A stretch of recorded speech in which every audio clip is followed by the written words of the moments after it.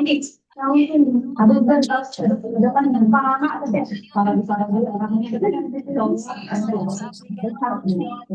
Jadi kita akan bahas beberapa pertanyaan yang ada dari PowerPoint. Oke, dari kelompok nomos sudah saya share Oh, dari tôi áo xong si rồi là thằng đó có nhận được những cái dân về tình tình tình tình thì ra nếu không có em làm gì được untuk pertanyaan trong pertama, cái apakah penilaian atau suatu realitas yang sungguh ada?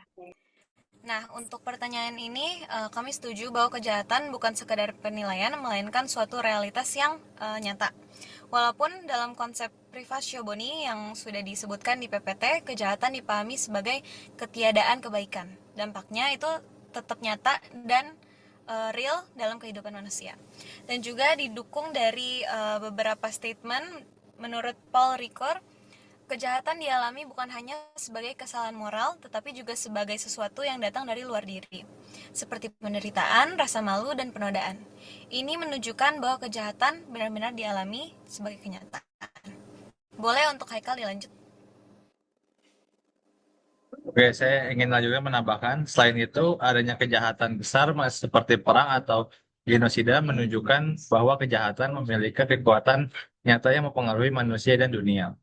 Dengan demikian, kejahatan bukan hanya penilaian subjektif, tetapi merupakan realitas yang sungguh ada dan dialami oleh manusia. Oke, untuk menjawab pertanyaan nomor dua, apakah itu problem teodisia dan mengapa problem itu bisa muncul? Jadi, teodisia adalah salah satu argumentasi dan filsafat dan teologi yang membahas tentang keadilan Tuhan, khususnya dalam menghadapi kenyataan bahwa di dunia ini terdapat kejahatan dan penderitaan. Dan masalah ini muncul karena adanya pertentangan antara keyakinan bahwa Tuhan itu maha baik, maha kuasa, dan maha tahu, dengan realitas bahwa manusia tetap mengalami penderitaan, ketidakadilan, dan berbagai bentuk kejahatan. Dengan kata lain, jika Tuhan benar-benar baik dan berkuasa, seharusnya kejahatan bisa dihilangkan. Namun kenyataannya tidak demikian. Dari sinilah muncul pertanyaan besar yang menjadi inti dari problem teodisia, yaitu mengapa Tuhan membiarkan kejahatan itu terjadi.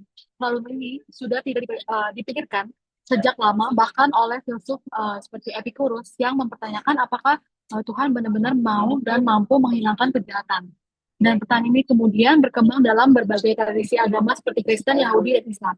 Dan selain itu, problem teodisia juga muncul karena manusia memiliki kesadaran moral dan rasa keadilan. Ketika melihat orang yang baik menderita atau ketidakadilan terjadi, manusia secara alami akan mempertanyakan peran Tuhan dalam situasi tersebut.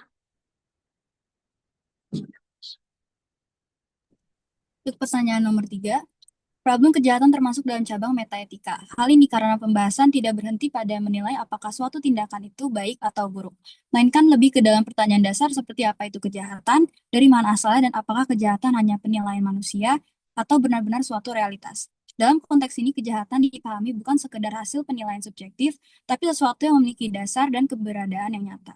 Jadi problem kejahatan masuk ke dalam metaetika karena fokusnya adalah pada hakikat, sumber, dan status kejahatan itu sendiri, bukan pada aturan atau penilaian moral praktis.